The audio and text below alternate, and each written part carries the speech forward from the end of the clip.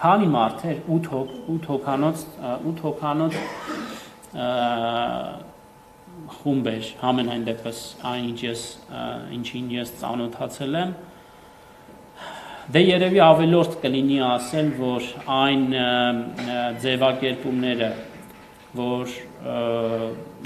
այդ հայտարարության մեջ տեղ էին գտել օրինակ որ Սփյուռքը դատապարտում է Սփյուռքը կարծում եմ նախ եւ առաջ գանք այդ տեղից մոլորակի վրա չկա 8 այնպիսի մեր հայրենակից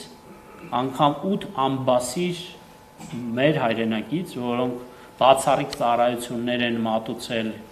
Հայաստանի Հանրապետությանը եւ իր ժողովրդին որոնք այնուամենայնիվ ունենան ամբողջ Սփյուռքի անունից խոսելու մանդատ չկա այդպես չի լինում որովհետեւ գիտեք որ Սփյուռքը մեծ է բազմաշերտ է բազմերանգ է բազմապիսի է իր շերտերով առանձնահատկություններով եւ Սփյուռքի հետ իբրև մեկ ընդհանրական մարմին